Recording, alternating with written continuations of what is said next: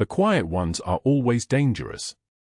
That's what Dr. Pierce would have told you if he'd understood what he was looking at. Katie Morrison arrived at St. Michael's Hospital on a Tuesday in January, when Denver's sky hung low and gray above the glass and steel corridors of the cardiac recovery wing.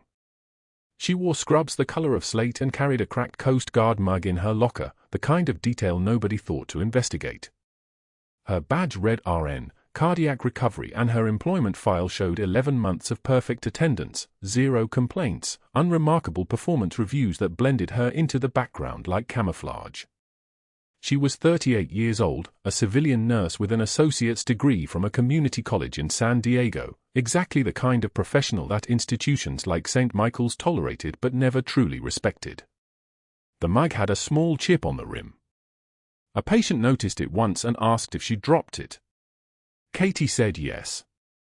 It wasn't a lie, technically. Shrapnel was still a kind of drop.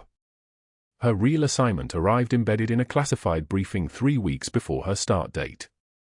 A commander in the Coast Guard Special Operations Command had contracted exposure to a rare parasitic infection during a covert operation in the Hindu Kush, Plasmodium ovale, the kind that could incubate for years before manifesting symptoms that looked like everything else. The Pentagon had concerns. Legitimate concerns, the kind that didn't appear in official medical records. Katie had been selected because she had 2 things most nurses didn't: a medical background and a clearance that allowed her to operate in classified spaces. Her assignment was simple. Observe. Document. Report to a handler she would never meet in person, using a burner phone she kept in her sock drawer. If the commander showed signs of parasitic infection, she needed to catch it before it spread to the civilian population. If he was clean, she stayed quiet and invisible for 11 months, then walked away. She had survived worse assignments. This felt almost like a rest. The night shift at St. Michael's ran from 10 p.m. to 6 a.m., a skeleton crew navigating fluorescent-lit corridors where time moved differently, slower during the quiet hours, faster when alarms sounded. Katie learned the layout like she'd learned every corridor in every base she'd ever operated, from exits, cameras, supply closets that could double as safe rooms, which attending physicians checked their phones during rounds and which ones actually looked at their patients. She moved through the ward with the kind of invisible precision that comes from years of operating in hostile environments, always aware of angles and sight lines, always knowing where the nearest exit was. Her hands were steady on 4 catheters. Her voice stayed low. She never dropped things. She never flinched at blood. The cardiac recovery wing held 12 beds, and most of its occupants were post-op, chest surgeries, valve replacements, men and women whose ribs had been cracked open and whose hearts had been touched by surgical gloves. They were fragile in the way of the newly recovering, still locked in the fog of anesthesia and pain medication, unable to separate dreams from the monitors that beeped their vitals into the darkness. Katie charted their medications, adjusted their drains, checked their incisions for signs of infection. She moved from bed to bed in the early morning hours when the hospital held its breath, and if any of her colleagues noticed the way her assessments were more thorough than standard protocol required, more focused on parasitic exposure markers than typical post-op recovery metrics, they never said anything. The cracked mug sat in her locker beside a photograph in a military-issue frame. Her son in dress blues, 23 years old, a petty officer in the Coast Guard. The photo was 3 years old now. She touched it every shift change, a ritual she couldn't explain to anyone who hadn't learned that rituals kept you sane when the world wanted to break you into pieces. Dr. Pierce first noticed Katie during the 2nd week of January, on a Saturday night when the hospital ran on even fewer staff and the attending physicians had to work actual patients instead of delegating to residents. He was 62 years old, Harvard Medical School, a cardiologist with credentials that hung on his office wall like trophies and a reputation that preceded him down hallways like a smell nobody could wash out. He noticed Katie because she was charting something that wasn't on the standard recovery protocol, a specific notation about lymphocyte counts and fever patterns, the kind of detailed parasitic exposure screening that didn't belong in a post-op cardiac patient file. He noticed her because her hands moved wrong. Not wrong in a technical sense, her fours were perfect, her medication calculations flawless, her bedside manner exactly what hospital administration trained nurses to perform. but there was something beneath the competence, a precision that felt tactical, muscular memory encoded at a level deeper than nursing school. When she reached for the crash cart during a false alarm in bed 7, her movements had the fluid economy of someone who'd practiced emergency response under conditions far more demanding than a monitored cardiac unit. When she stabilized a patient's arm for a difficult draw, her grip suggested experience with restraint, the kind of knowledge you don't get from textbooks. She wore a watch that cost more than a nurse should be able to afford, a Garmin with tactical military styling. When she bent to check a patient's foot pulses, the edge of her jacket pulled back enough to show the corner of something sewn into the lining, fabric with a pattern that might have been a unit patch, the kind of thing service members sometimes kept as talismans. On Wednesday morning, Dr. Pierce pulled her aside in the medication room. He was a tall man with silver hair and a voice like a tank idling in a garage, something with weight and threat beneath the civility. "Your charting on the post-ops is unusually detailed, Morrison. Seems excessive." Katie looked up from the 4-pump she was programming, her expression blank as a hospital wall. "Thorough documentation prevents liability, doctor." "That's not thorough. That's something else." He moved closer, crowding her space the way men who'd spent careers establishing dominance knew how to do. "Are you a nurse or are you something trying very hard to look like one?" She didn't flinch. The trembling, if there was any, came from something other than fear. It came from the effort of restraint. "I take my patients seriously, doctor." Civilian nurses don't take patients seriously. They take paychecks seriously. He smiled. It wasn't a warm thing. "I've been doing this for 42 years. I can always tell when someone doesn't belong in the uniform." He walked away before she could respond, and Katie went back to programming the 4-pump, her jaw clenched so tight it might have been wired shut. That afternoon, the assignment changed. An ambulance arrived at St. Michael's with a man who carried classified paperwork hidden in a Burns unit chart. Commander James Halstead, Coast Guard Special Operations Command, admitted following a helicopter transport from Walter Reed. Complications from shrapnel injuries sustained during Operation Mountain Shadow in the Hindu Kush Valley. Status: urgent admission to cardiac recovery for monitoring of compromised pulmonary function. Prognosis: unstable. Katie saw the name on the admit order and her hands stopped moving. James Halstead. The man who'd led her son's unit overseas. The man her son had mentioned once in a voice that meant respect, the way soldiers talked about commanders they'd follow into fire. He was supposed to be in Walter Reed, supposed to stay in military medical care where the classification level was high enough to protect what he actually was. The fact that he'd been transferred to a civilian hospital meant someone at the Pentagon had judged him safe enough for civilian care, or meant they wanted him monitored by someone specific. Someone like Katie. The room went silent except for the ventilator wheeze from the corner, the steady mechanical rhythm that meant lungs doing work that bodies should be able to do on their own. Commander Halstead was 56 years old but looked 70, his face grey with the particular exhaustion of men who'd survived things that should have killed them. He had a bandage wrapped around his upper left shoulder, shrapnel scars visible along his collarbone. When his eyes opened and registered Katie standing at the foot of his bed, something shifted in them, recognition, maybe, or the memory of someone who'd briefed him on the nature of his monitoring. She didn't smile. She didn't acknowledge anything beyond standard patient protocol. "Commander, I'm Katie. I'll be your nurse this shift. How's your pain?" "Manageable." His voice was steady. "You've got a familiar face. You probably saw me during intake." She started the 4 line with practiced efficiency, the needle sliding into the vein on the first try. "Your medications are going to come through this line. Press the call button if you need anything at all." But that wasn't the worst part. Dr. Pierce had watched the admission process from the doorway of the recovery wing, and he'd seen the way Katie's attention crystallized around this particular patient. He'd seen the way her charting shifted again, becoming even more obsessively detailed, not just cardiac recovery metrics but exposure screening, parasitic markers, the kind of focused surveillance that suggested this wasn't a random assignment. He'd seen her touch that faded patch beneath her jacket lining when she thought nobody was watching, a gesture that looked like prayer or like a promise.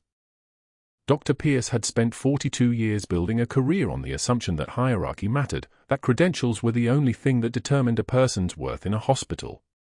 He'd spent 42 years believing that a nurse from a community college could be dismissed as competent technician, nothing more. And now there was a woman in his wing who moved like she'd trained for things that civilian hospitals never prepared you for, and she was moving with clear tactical purpose around a Coast Guard officer who'd been admitted under the kind of privacy classification that made even attending physicians uncomfortable. He picked up his phone and started making calls. The Tuesday morning grand round started like any other, fluorescent lights humming their monotonous prayer, 30 residents filing into the conference room at St. Michael's with coffee cups and half-closed eyes. Dr. Pierce stood at the front, his tie precisely knotted, his posture radiating the kind of confidence that comes from a Harvard diploma and a trust fund. Katie Morrison stood in the back, near the door, where she always positioned herself, close enough to observe, far enough to disappear. Pierce's smile arrived before his words. "Let me show you what happens," he announced, his voice carrying the theatrical contempt of a man who'd never been genuinely challenged, when nurses think they're diagnosticians. He hit a button. Her charting bloomed across 3 screens in 16-point font. Katie's documentation. Her assessment notes. Her clinical reasoning, dissected and enlarged like a specimen pinned under glass. She felt the silence settle across the room, the particular silence of an execution about to begin. "Morrison," Pierce said, red laser pointer circling her handwriting, noted decreased breath sounds on this patient and recommended immediate imaging. "Did she consult the attending?" He paused. Theatrical. Waiting for the residents to shake their heads. Did she understand that anxiety can mimic respiratory distress in civilian patients? Another pause. Apparently not. He spent 12 minutes, Katie counted every one, unpacking her notes with surgical precision. Not the precision of someone seeking truth. The precision of someone building a case. He highlighted her use of recommend when she should have used suggest. He questioned her vital sign documentation as overly detailed for a bedside assessment. He circled a note about patient presenting with signs consistent with and asked the room if she understood the difference between presentation and diagnosis. The residents never made eye contact with her. Not once. Katie's jaw tightened. Her hand stayed at her sides. Her face remained a mask of polished stone, the kind of composure that came from 12 years in places where flinching could get people killed. Inside, something was moving like a caged animal, but her breathing stayed level. In through the nose. Out through the mouth. The way they'd taught her at Bud's training before she'd transferred to the Coast Guard, before she'd learned that saving lives in combat zones had an entirely different skill set than treating them in civilian hospitals. When grand rounds ended, Pierce approached the residents and clapped his hand on the nearest shoulder. "See, gentlemen, this is what low-level thinking looks like. Nurses making diagnostic calls above their pay grade." He laughed. A warm laugh. A physician's laugh. The residents filed out, and Katie waited exactly 90 seconds before leaving. Professional distance. No appearance of emotional reaction. She moved through the corridor with the same steady gait she'd used while walking through Kandahar, present, alert, compartmentalized. That afternoon, she went to the vending machine on the 3rd floor because the closer one on her unit was too visible, too exposed. She needed the distance. 2 attending physicians stood there, talking in low voices. Dr. Castellano and Dr. Reeves. She'd worked with both of them. Castellano had even thanked her once for catching an early sign of sepsis in a post-op patient. She reached for the tea. The conversation stopped. Just like that. The air pressure changed. Both men grabbed their coffees, one had been sitting in the machine for who knew how long, untouched, and turned away. Castellano's jaw worked as if he was chewing on something he couldn't swallow. Reeves deliberately avoided her eyes, his gaze sliding past her the way you'd look past a ghost. "Overstepper," Reeves whispered just loud enough. Just loud enough for it to land. They left. Katie stood alone in front of the vending machine, staring at her reflection in its glass surface, a woman in blue scrubs, dark hair pulled back, brown eyes the color of old coffee. A woman who'd cleared rooms of insurgents and held the dying and written incident reports with steady hands. A woman who was now being erased through the simple mechanism of collective silence. She pulled her tea and the can dropped with a metallic clang that echoed through the empty hallway. The sound of something falling. The sound of something breaking.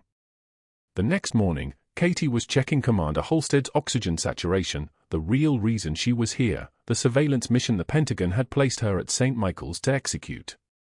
Halstead was recovering from IED injuries, shrapnel damage across his left side, and he carried the calm of someone who'd seen things that rewired your entire understanding of what mattered.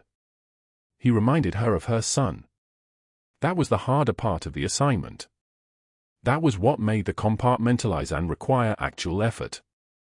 She was reviewing his latest labs when the footsteps arrived behind her like approaching weather. "What are you doing?" Pierce's voice had an edge now. Not theatrical. Something sharper underneath. Katie turned slowly. Halstead glanced up from his bed, reading the dynamic with the precision of someone trained to assess threats. "Reviewing vitals," Katie said. "Neutral. Factual. 10 words or fewer, always." Pierce stepped closer, close enough that his cologne invaded the space, something expensive and wrong, like someone trying to bottle arrogance into an Aqua Digo bottle. "I don't know what you think you're doing with Commander Halstead, but you're a nurse, not his personal physician. Your job is to empty bedpans and follow orders, not practice medicine." His voice was controlled now, which somehow made it worse. "Any further assessment of this patient comes through me." "Understood." Katie looked at him. Really looked at him. Dr. Sterling Pierce, age 47, divorced twice, Yale School of Medicine, inherited a house on Cherry Creek that was probably worth more than most people's retirement funds. His insecurity moved through him like a current. She could see it in the way he positioned himself, blocking her access to Halstead's chart, making his threat in front of the patient to maximize witness value. He was building something. A case file. A paper trail. The kind of documentation that moves through hospitals like poison through blood. "Your insecurity is showing, Doctor," Katie said, her voice dropping by half an octave. "It's the only thing about you that's actually impressive." She said it quietly. She didn't raise her voice. She didn't make it a performance. That was what made it land, the complete absence of emotion. She said it the way you'd comment on the weather, and then she turned away and walked out of Halstead's room before Pierce could respond. Her fury was compressed into ice. Solid. Impenetrable. Dangerous. Behind her, she heard Halstead make a sound that might have been a laugh. Pierce's face, she didn't need to see. She knew the color his face would be turning. She'd studied the physiological signs of rage and humiliation in enough military training modules. But that wasn't the victory. The victory was that she hadn't given him anything to work with. No trembling. No cracking voice. No tears in the supply closet later. Just a statement. Then a departure. That afternoon, Dr. Pierce filed his first formal complaint with HR. He'd typed it on hospital letterhead, attached to Katie's photo from her employee file, a standard headshot, professional and bland. He cited insubordination, attitude problems, and questioning the authority of attending staff. He used the phrase overstepping her role 3 times across the document, each iteration more damning than the last. By that Friday, he'd started calling her nurse hero in front of other staff, the nickname dripping with contempt that had nothing to do with heroism. A few residents laughed. Most staff members just pretended not to hear. The silence was worse than the mockery. The silence meant the narrative was taking root. But that wasn't the worst part. The worst part came the following Monday when Katie tried to access Halstead's latest lab results and found her system access restricted. A pop-up appeared, HIPAA violation investigation in progress. Contact hospital administration. She called down to IT. My access has been blocked. Yeah, the tech said, uncomfortable. Dr. Pierce flagged your account. He said you were accessing patient files outside your clinical scope. Sent HR a detailed memo. They locked you down pending review. Katie hung up and sat in the break room for exactly 3 minutes. She didn't move. She didn't call anyone. She sat in the fluorescent-lit silence of the break room while a television played daytime news on mute, and her hands, those steady hands that had inserted central lines under fire, that had sutured wounds while bullets came through windows, trembled. Just slightly. Just enough to feel the first real crack in her composure. Because Pierce wasn't just attacking her anymore. He was systematically dismantling her ability to do the only thing she'd come to St. Michael's to do, monitor Commander Halstead for signs of the parasitic infection that could still be dormant in his bloodstream, that could still activate and trigger catastrophic respiratory failure. He was turning hospital policy into a weapon, and he was wielding it with the competence of someone who'd studied the weapon first. She touched the faded unit patch sewn deep inside her jacket lining, the Coast Guard patch from her old unit, the one that said, "So others may live." The words were embroidered in thread so old the color had faded to almost nothing. Like a ghost. Like a promise made in another lifetime. But that wasn't the worst part either. The cardiac monitor's rhythm was steady at 02 for 5 hours when Katie Morrison noticed Commander Halstead's breathing had changed. Not just deeper, desperate. His respiratory rate had climbed from the safe 18 breaths per minute to 32, his chest heaving against the hospital blanket like a man drowning in air. She was checking his vitals, moving through the routine she'd performed 10,000 times before, when she saw it, the grey pallor spreading across his face under the fluorescent lights, a color that meant his body was screaming for oxygen it wasn't getting. She pulled her stethoscope from her neck and placed it against his right ribs. Nothing. Silence where there should have been breath sounds. She moved the stethoscope across his upper lung field, his middle lobe, his lower ribs. The hiss of air moved freely on the left side. The right side was dead air, a void where ventilation should have existed. Tension pneumothorax.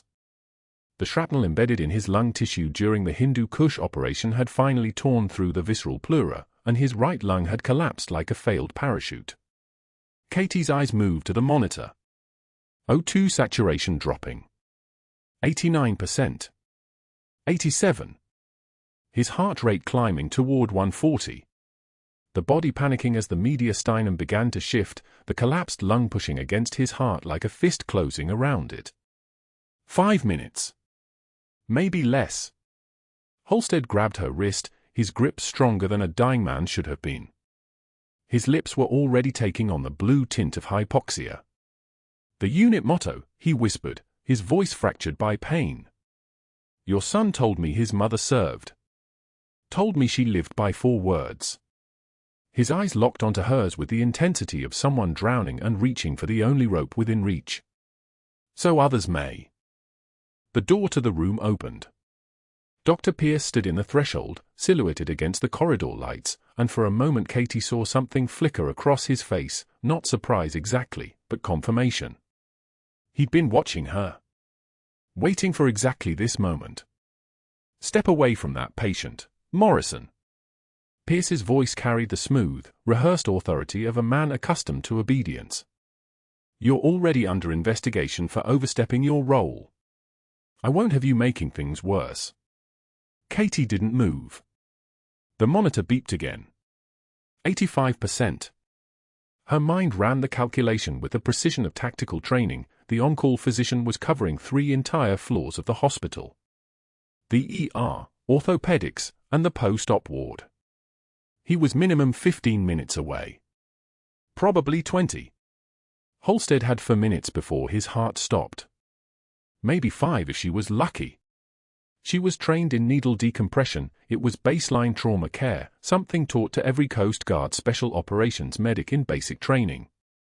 But in a civilian hospital, in a jurisdiction where her actual credentials didn't exist, performing an invasive procedure without a physician present was technically practicing medicine without a license. It was exactly the ammunition Pierce needed to destroy her. Pierce moved closer, his footsteps deliberate on the tile floor. His phone was already in his hand, already dialing. "I'm calling security. You're done here." he positioned himself between Katie and the supply cart where the equipment was stored, a 14-gauge angiocath needle, alcohol swabs, a 3 ml syringe. Simple tools. But he'd made it impossible to reach them without moving through him first. "If you touch that patient," Pierce said slowly, his voice dropping to the register of someone making a threat he'd already prepared with legal counsel, "I will have you arrested for practicing medicine without a license. You will lose your entire career. Everything you've built. Gone." Katie's hand steadied. Not because she was calm, she wasn't calm. She was operating from a place deeper than calm, a place where she'd learned to function when the adrenaline was so thick it felt like moving through water. She thought about the faded unit patch sewn inside her jacket lining, the one she'd worn under her civilian clothes for 6 months. She thought about her son, who'd served under Halstead's command and walked the same mountains where this man had bled. She thought about the oath she'd taken the day she put on the uniform. 82%. The monitor beeped faster. "So others may live," she whispered back to Halstead. Then she moved. Katie's movement was fluid, economical, without hesitation. She didn't ask permission. She didn't call for help. She pivoted 90 degrees, reached past Pierce's outstretched arm, he was still holding the phone, still mid-dialing, and pulled the supply cart toward her in one smooth motion. The metal wheel squeaked against the tile. Pierce lunged for the cart, his phone falling to the ground, his face darkening as understanding finally penetrated his arrogance. She was actually going to do this. "Security is on the way," he hissed. "They'll be here in minutes." Katie was already tearing open the alcohol swab with her teeth, her movements taking on the fluid precision of someone who'd done this 100 times in 100 different places. Second intercostal space. Midclavicular line. She located the anatomical landmarks on Halstead's chest with her fingers, the prominent rib, the space above it, the exact point where she needed to push the needle. Her other hand was already prepping the syringe, the needle attached and ready. "What are you doing?" Pierce grabbed her shoulder, trying to pull her away. His voice had shifted now, no longer smooth authority but something rawer, more desperate. "I'm serious, Morrison. Stop this right now." Katie didn't respond. Muscle memory took over. Her hands moved with the terrifying fluid precision of apex predators, not rushed, not panicked, but operating at a frequency that civilians couldn't maintain. She positioned the needle. Took a breath. Pushed in. The needle slid through skin, through subcutaneous tissue, through the intercostal muscles. Then it hit air. Hiss. The sound of pressure releasing, of breath escaping where it shouldn't be. That hiss was a prayer answered, physics and medicine and desperation all in one sound. Halstead gasped. His chest expanded. The monitor's tone changed, a different quality to the beeping, less frantic now, less like a man drowning. 91%. 93. 95. Katie secured the needle with tape, already moving through the mental checklist, watch for tension relief, monitor for recurrence, get him to imaging ASAP, call surgery. She was checking his breath sounds again with her stethoscope when Pierce finally found his voice. "I'm filing a formal complaint right now," he said. His phone was on the ground, forgotten. His face had gone the color of old parchment. "This is it. This is the end of your career at this hospital." Katie didn't look at him. She was focused on Halstead's vitals, on the monitor showing a stabilizing heart rate, on the color returning to the commander's face as oxygen began flowing back into his bloodstream. She was focused on the fact that the man in front of her had just watched her save a life, and it had terrified him more than watching her lose one would have. "Get a chest X-ray," she said quietly, to no one in particular. Her voice had dropped an octave, the deferential nurse persona completely gone. "And get surgery on the phone. He may need a chest tube." Then she was moving toward the door, toward the phone to call for the imaging tech, toward the next critical step in keeping Commander Halstead alive. Pierce stood frozen in the middle of the room, watching her go. His mouth was opening and closing like a fish in shallow water, like a man trying to speak but unable to find the words. Behind him, The cardiac monitor beeped its steady, life-saving rhythm. The commander's oxygen saturation read 98%. But that wasn't the worst part for Dr. Pierce. The worst part was that every nurse on night shift had seen her walk past the station. And in exactly 14 minutes, when the shift change happened, when the entire hospital would begin to hear about what Katie Morrison had done, what she'd been willing to sacrifice everything to do, Pierce would realize he'd just created the very problem he'd been trying to destroy. Pierce filed the complaint at 0100 hours. The formal letter arrived at the night administrator's desk in a pristine manila folder with tabs color-coded by hospital policy violation. Katie read the summary as they escorted her from the unit: unauthorized procedures, scope creep, patient endangerment, assault on a physician. He documented everything with methodical precision, timestamps, witness statements from staff who'd been nowhere near the trauma room, cross-references to state nursing board regulations. Each form was a nail. Each signature was a lock turning. The accumulation was designed to be unstoppable. By 0400, Dr. Pierce had built a paper wall so meticulous, so comprehensively sourced, that it didn't matter that Commander Halstead's oxygen saturation had climbed from 68 to 94% in the 90 seconds after Katie's needle decompression. It didn't matter that the on-call cardiologist, arriving 10 minutes late and pale with the knowledge of what he'd almost failed to prevent, had whispered, "You saved his life." That's a textbook procedure. Pierce's documentation didn't concern itself with outcomes. It concerned itself only with violations, with rules broken, with the civilian nurse who dared to act when doctors froze. The hospital's risk management department reviewed the file. Then the administrator. Then HR.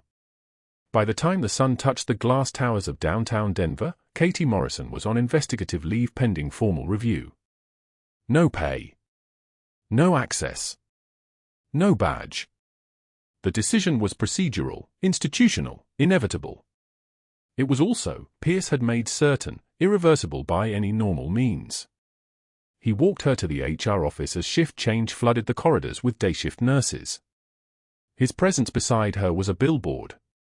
His expression, concern layered over barely concealed satisfaction, was theater. "I take no pleasure in this," he said to the administrator, his voice carrying the practiced gravity of a man defending institutional integrity. "But some people believe the rules don't apply to them. Patient safety has to come first." Katie stood silent.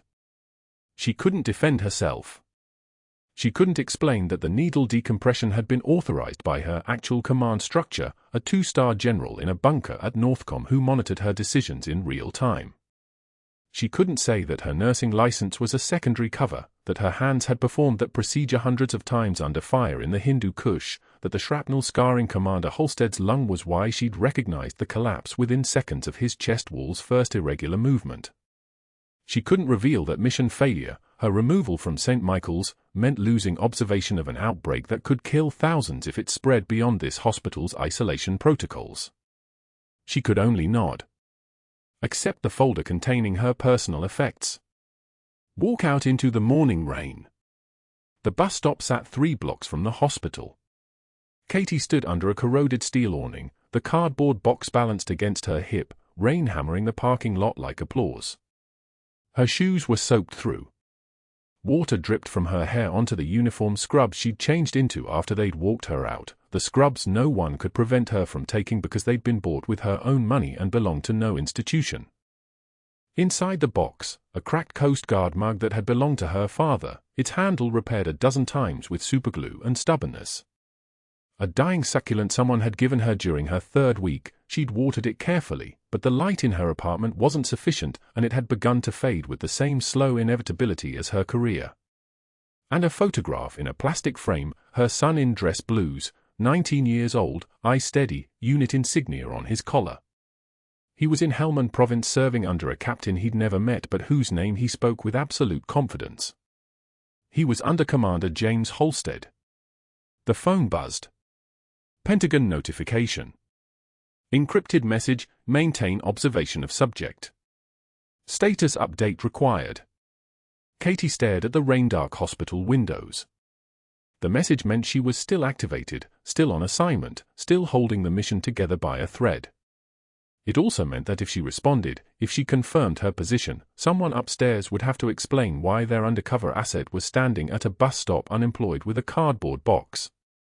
She didn't reply. Not yet. The rain intensified, and she watched water stream down the hospital's facade as if the building itself was weeping. 3 days passed. Katie wasn't at the hospital. She wasn't supposed to be within 500 yards of St. Michael's campus according to the investigative leave conditions. But she'd returned to her apartment and accessed the classified patient intake logs through a secure terminal tucked behind her bedroom closet, one of the contingencies her handlers had installed during setup. That's how she saw it: GSW to abdomen, diplomatic medical asylum case, transferred to St. Michael's for trauma surgery at 1,430 hours. She shouldn't have gone back. Every protocol screamed against it. But there was something in the patient's admission notes, a name, a medical history, a set of vitals that triggered muscle memory from a different war, a different valley, a different life. Katie dressed in civilian clothes and drove to the hospital. She told herself it was reconnaissance. She told herself she'd stay in the background. She told herself she'd simply gather intelligence and leave. When she walked into the trauma bay to assist with triage, the patient's eyes opened like a predator recognizing a threat from across a canyon. He began shouting in Pashto, the words cutting through the clinical hum of monitors and ventilators, "Farishte Kost. The angel of Kost. She killed 16 of my men in the valley." The trauma team froze. Scalpels paused mid-motion. Hands went still. A Marine Corps liaison, there on leave, visiting his hospitalized brother in orthopedics, turned sharply at the commotion. His brain worked through the calculation for exactly 2 seconds before he pulled out his phone and accessed a classified database. His eyes widened as he read the file. "Captain Catherine Morrison," he said, his voice cutting through the stunned quiet. "Coast Guard Special Operations. Silver Star for actions in the Hindu Kush where she provided combat medical care under fire while," he paused, scrolling, while engaged with hostile forces. The ER went completely silent. 20 faces. 30 seconds of absolute silence. Then whispers began, barely audible, layered over the continuing beep of monitors and the hiss of oxygen. The hospital administrator arrived confused, trailing behind security who'd heard the commotion. Behind him came a 2-star general in full dress uniform, his decorations catching the fluorescent light like a constellation. The general's eyes found Katie instantly. He rendered a crisp salute, a formal gesture of military respect that had no place in a civilian hospital trauma bay. His presence alone shifted the room's physics. The air pressure changed. "Captain Morrison," he said. "We've been trying to reach you." He gestured toward her jacket, toward the faint outline of a unit patch visible through the fabric where she'd sewn it inside the lining months ago. "Your decorations include the Silver Star, 2 bronze stars with V device, and 2 purple hearts." Nurses were pulling phones. Googling her name. Discovering classified sites blocked by their hospital network. Whispering to each other. The woman they'd watched get escorted out 3 days ago wasn't a reckless nurse violating scope. She was something else entirely. Something that required a general. Something that required Pentagon protocols. Dr. Pierce pushed through the crowd, his voice rising, defensive and sharp. "This is absurd. She's under investigation for..." A man in a dark suit stepped forward. "Pentagon investigator." His voice was quiet, which made it infinitely more dangerous than shouting. "Dr. Pierce," he said. "The investigation you initiated against Captain Morrison triggered our own review of St. Michael's surgical records. We found 17 cases of significant surgical error." He opened a tablet, held it where the administrator could see. Cases where post-operative complications were documented as patient factors rather than procedural mistakes. Where death certificates were altered to reflect causes other than surgical error. The room went so quiet you could hear the ventilator's rhythmic hiss. "Falsified documentation," the investigator continued. "All of it.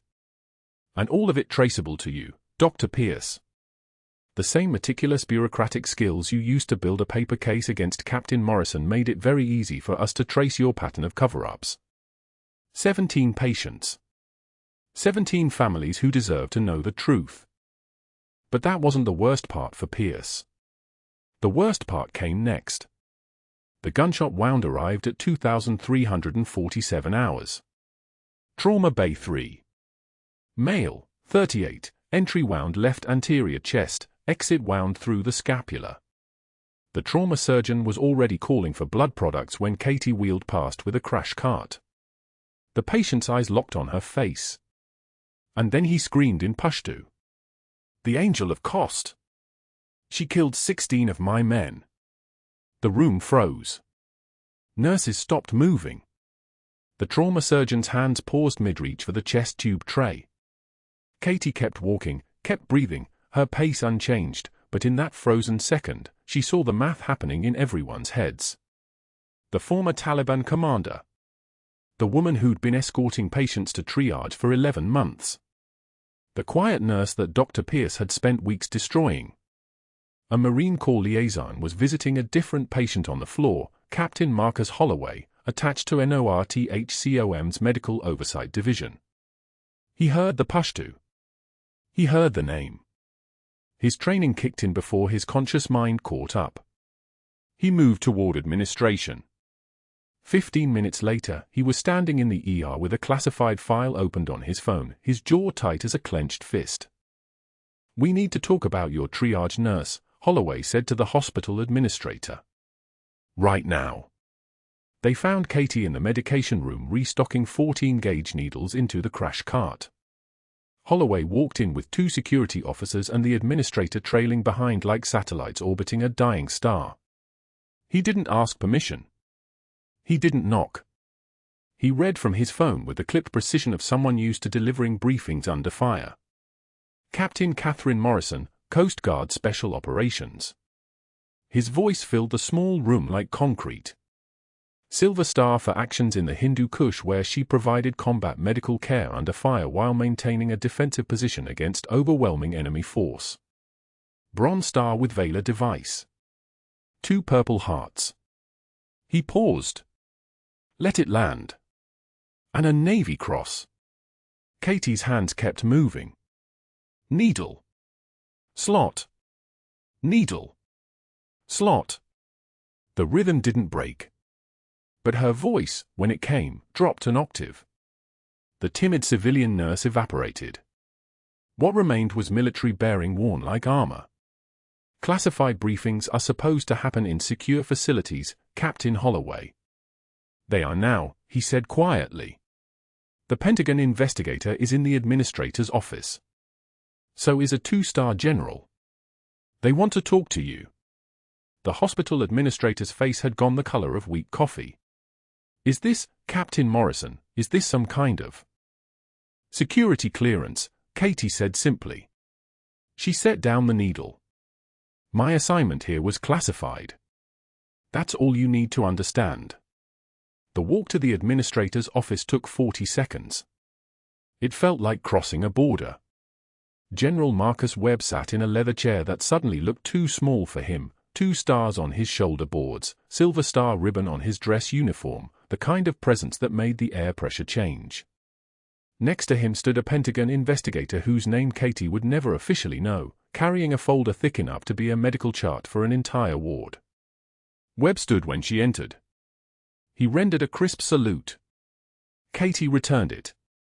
The formality felt like oxygen after weeks of holding her breath. "At ease, Captain," Webb said. "Your work here has not gone unnoticed. The parasitic infection you were monitoring, your early detection protocol prevented a potential outbreak affecting 3 states. The mission is complete." The administrator made a noise like a question being born and then dying. That's when the doors burst open. Dr. Pierce entered like he still owned the space. His face had that familiar expression, the one he wore during grand rounds, the expression of a man so confident in his institutional power that he couldn't imagine consequences. He was still talking, mid-sentence, gesturing with his hands. "This is highly irregular. I don't know what this woman has been claiming, but hospital protocols. The Pentagon investigator cut him off. Not loudly. Just with the kind of interruption that carries the weight of federal authority.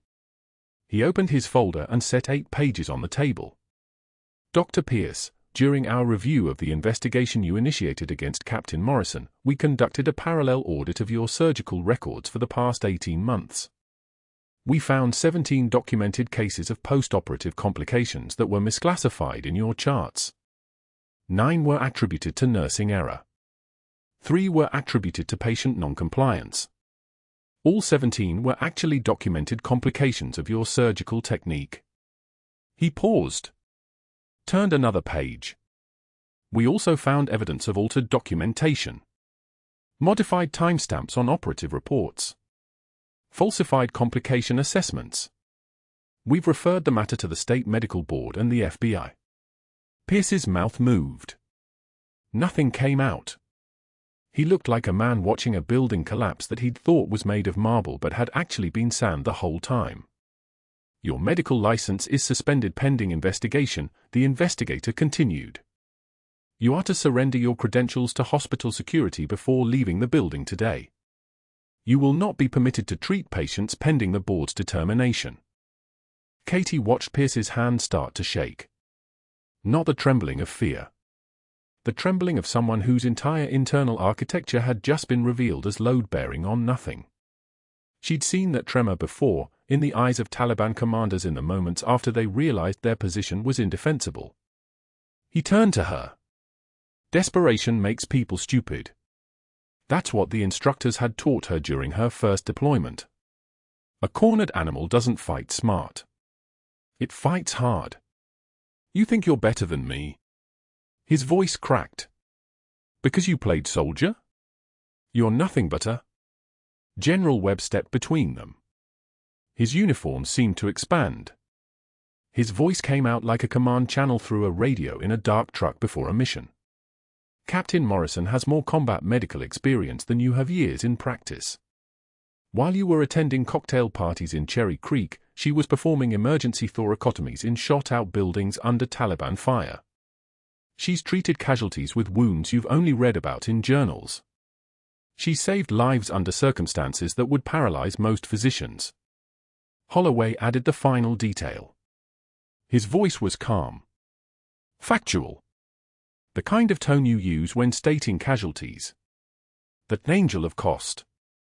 That former Taliban commander recognized her because she's a legend in their intelligence networks. 16 enemy combatants, Dr. Pierce. Not mistakes. Not protocol violations. Kills in defense of American personnel.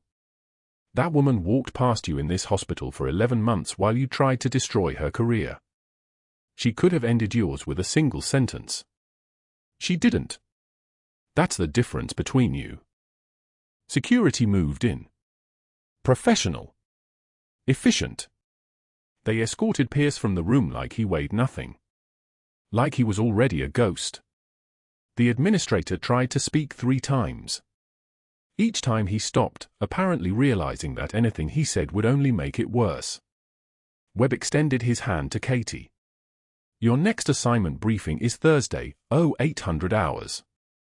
Pentagon Building, Sub-Level 3. We have another situation that requires your specific skill set. Katie shook his hand. His grip was steady. Respectful. The handshake of one warrior to another. Understood, sir. I'll be there. The story that spread through St. Michael's General traveled at the speed of fear and recognition. By morning, every nurse on the unit knew. By noon, most of the hospital knew. Dr. Pierce teaching CPR at a community college within 6 months, that was the epilogue whispered over coffee breaks and during night shifts. $12 an hour. A studio apartment somewhere in Aurora. The man who'd been a shark became chum. Katie stayed for 6 more months. Officially clearing her classified mission. Unofficially training 2 new nurses in advanced trauma assessment. Unofficially wearing her rank openly during Pentagon briefings conducted in the hospital's secure conference room. The staff who'd avoided her at the vending machine in Act 2 now found reasons to work her shifts. On her final day at St. Michael's, mission complete and outbreak contained, she opened her locker and pulled out the cardboard box from the bus stop. The cracked Coast Guard mug. The dying succulent. The photo of her son in dress blues. She'd packed it 11 months ago expecting termination. Now she was packing it in victory. But the object that mattered most was the one she'd been wearing against her skin the entire time. The faded unit patch, sewn into the lining of her jacket. She'd kept it hidden through every humiliation, every moment of manufactured doubt, every second that Pierce had tried to convince her she was less than what she actually was. Now, standing in the medication room where she'd first heard her true identity spoken aloud by a Marine Corps officer, Katie unpicked the stitches. The patch came free in her hands like a secret finally allowed to exist in daylight. Coast Guard emblem. An anchor wrapped in rope. For words stitched in gold thread, so others may live. She pinned it to her civilian coat. Not hidden. Not apologetic. Present. Commander Halstead appeared in the doorway, walking without assistance, in dress uniform. He'd been cleared to return to active duty 3 months ago. He rendered a salute. Katie returned it. "Your son," Halstead said, "talked about you in the unit. He said the motto wasn't just words for you. So others may live. He said he learned that from watching you work. From watching you choose the mission over everything else." Katie touched the patch. The quietest person in the room might be holding it all together. "That's what I learned from your unit. From your leadership? That sometimes the most important things are the ones nobody sees." Other staff members passed in the hallway. Some nodded. Some looked away. Some had believed Pierce's lies. Some had defended her in whispers. Some had simply stayed silent and let the machinery of institutional power do what it does to people who don't fit the template. The hospital administrator appeared, awkward, attempting an apology that Katie didn't acknowledge. She simply walked past him toward the exit. The same doors where Pierce had escorted her out 11 months ago, announcing her termination like a victory parade. This time she wore her truth visible. In the parking garage, a young nurse caught up to her. Not yet trained in how to hide her emotions. Not yet cynical enough to pretend she hadn't watched everything. "How did you stay so calm?" the nurse asked. "When he was destroying you? When everything was falling apart?" Katie touched the unit patch one more time. The gold thread caught the fluorescent lights of the garage like it was catching fire. "Because I knew who I was. Even when nobody else did. That's the secret. That's what keeps you standing when everything around you is collapsing. You hold onto your truth harder than anyone can hold onto a lie about you."